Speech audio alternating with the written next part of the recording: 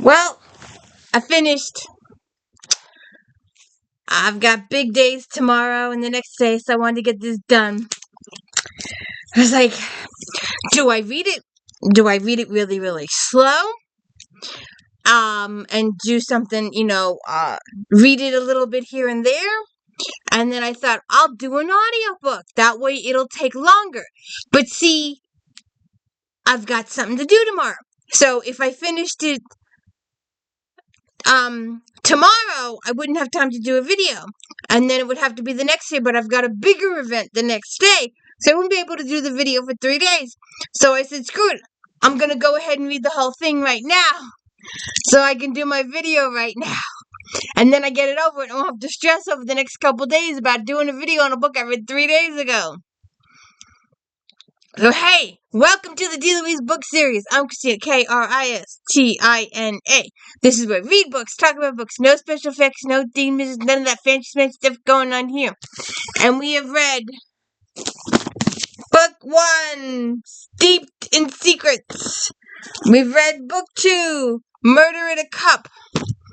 And Book 3, now we will have to wait till 2026 for the next book in this particular series. She's written so many. But this book has so many loose ends. Yeah, it's a continuing series. Yes. We're going for the progression of the characters. Yes. But there's so many loose ends in this book. It's not funny. And I'm not even sure the real murderer was arrested at the end of the book. Even the characters speculate that they don't think it's A, they really think it's B, but A is gonna cover for B for love or something like that. But so the mayor's wife she found this little blue bottle with stone in it, and she absolutely 100% believes that she is descended from Bridget, or an ancestor. Her ancestor was and Bridget is Shay's mother, biological mother, but she was adopted. And Bridget comes from a long line of the people from Ireland, and so Cora, the mayor's wife, has been tracing her ancestry, and she believes that one of her ancestors is a common ancestor with Bridget, and she found this little bottle, and she believes it's the magical bottle of the family. What she doesn't know is that Shay already has the magical bottle and the powers to prove it, but nobody knows, well, except her intimates. So Cora comes to Shay for a reading, and Shay gets all nervous and doesn't tell Cora the truth, and then regrets not telling her the truth the entire rest of the book, and gets confirmation from others that, oh, she did the right thing, blah, blah, blah, blah, blah. And Shay, it just haunts Shay, the regrets the entire book, that the reason the woman ended up dead was Shay's fault, because she didn't tell the woman the truth in her tea leaf reading. And because Shay did not really tell this woman what she wanted to hear, the woman goes to the competition in town, Madame Malvina, who used to be a good person, at least according to Shay, until this good person opened up a competition shop in her little town, and even read all the books and stuff and learned her stuff from books, but really didn't have any powers or any intuitive thing, and she just told people what they wanted to hear, and she was telling Cora what she wanted to hear. But later on we learned that she may or may not have been drugging Cora at some point, and weeks go by, and Cora ends up deceased one evening, and it discovers that she had OD'd on this drug, and it looked like she was trying to perform a ritual to contact her fairy ancestors. In the meantime, these other threads that are out there, Brad, Shay's ex-husband, who is now remarried to Angela, has been convinced by some people to buy a winery near Shay's hometown and buy a cottage or rent a cottage 2 doors down from Shay. And Brad really tormented Shay their entire marriage, and then when they divorced, he framed her for a half a dozen business embezzlement, a whole bunch of stuff that Shay didn't do. And it's discovered as the book goes on that maybe Brad used drugs, and these drugs caused her to black out and not see stuff. And maybe that's why, he brought all these charges against her and took her for every cent she had. And it still irritates Shay, and it still bothers Shay, and it just, and then when the guy moves to, why is he tormenting her like this? Why does he enjoy tormenting? You don't do this to someone you've rid out of your life. You do. Why is he tormenting her? Is he doing it because he still likes her and he wants her in his life, or he's doing it because he's an evil person and he just enjoys her unpleasantness, her sorrow, the pain he causes her? Does he enjoy it? In the meantime, we have Jen, who is Shay's sister. They've just learned that Shay was adopted by, that Bridget gave Shay up for adoption. So her and Jen aren't really blood sisters, but they grew up together. They lived in the same house. They were raised by the same parents. So they consider themselves sisters. And Shay has been avoiding telling Jen some stuff. So Shay's got some more guilt. She's got so much guilt. It just drives a person bonkers. And Shay tells Tassie is her assistant, who is the niece of Joanne, who runs the coffee shop across the street. And Tassie knows all this stuff, and Tassie's life is being altered by all this stuff. And Tassie's involved in it up to her ears. But, and then, Shay hesitates to bring Dean. Dean is the new sheriff. He's also Jen's husband, and she gets vital information to the case, but she wants to document it or prove it before she gives it to Dean. And Dean's like, Shay, you held this investigation up by withholding this information. You need to share it with me. But I wanted to prove it first. No, you give it up. You give it up and let us, the police, do our job and let us prove it.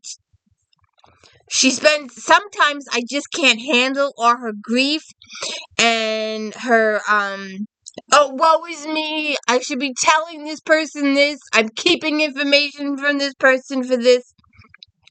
And some of it really drives me over crazy. Oh, and the other one's got the other book, the lady's got the aunt that left her the house and stuff, and she's still finding out stuff about her ancestry too. But the guilt that Shay has, it's just overridden. It overrides some of the book. And then there's Liam, the former cop who now owns the pub next door, and his gran. And his granny knows absolute 100% that Liam belongs with Shay. But Liam is living in denial. Every time he needs advice, every time he needs to talk to somebody, every single time he goes to Shay and talks to her. Who should I date? Can I date this woman? Can I date that woman? And he's always going to Shay. And everybody in the world sees that he's in love with Shay. And he goes to Shay for advice on dating other women. And he needs to wake up and smell the coffee. And it's just irritating as all hell that he doesn't see it. And wake up and it's been 2 years. It's been over 2 years. This series is like some series it'll be a couple of weeks or a couple of months down the road. This series is jumping by years. It's been a year in between books, and they say it's been a year in between books. So she's been there almost 2 years, 2.5 years since the last book. So he's been dating all these women and then coming to her for advice on all these women. And he doesn't understand that he keeps going to Shay for all this advice. Shay is the one he goes to. Shay is the one he talks to. So, stupid idiot. Shay should be the one you should be dating, you idiot. And he just does not see it. Until his brother is like, you idiot. But Shay has a lot of guilt on her shoulders, and she's doing the investigation, and they're doing this, and she's just, oh. And I guess it's kind of good in the book that stirs up your emotions and stirs up your anger. But it's just, I have this expression, it's just. You can fill in the sentence any which way you want. It's just good, it's just bad, it's just horrible, it's just frustrating. It's just. Because Shay and her guilt over this, and Shay over her guilt over that, and Shay not telling this one, and Shay holding, it's just, But anyways, so, I'm not particularly sure if Cora's murder is solved. You get some extra details at the end, and there is a person arrested, but I do not believe, and the characters in here talk about it afterwards, they're not particularly sure he was completely 100% guilty of this murder. And then we still don't know what's going on with Brad and Angela. Brad's the ex-husband that tormented Shay and is rubbing it in the face and enjoys tormenting Shay immensely. Gets so much enjoyment out of it. And there's got to be something behind that. We may not find out for a couple books. Who knows? We have to wait a year anyway. And, so we don't know what's going on there. And we don't know what's going to be going on with Madame Melvina and what's going on with her stuff. And, I'm tired of all this tea. I feel like what is it, Laura Childs? Like, dang. And Shay starts her morning every day with a cup of coffee from the shop across the street, but she's doing a tea shop. And they're doing all this tea. Like, grab a bottle of Coke or Pepsi or something. I'm over all this tea. I really am. And the dog. You just gotta love the dog. Really feeds the dog.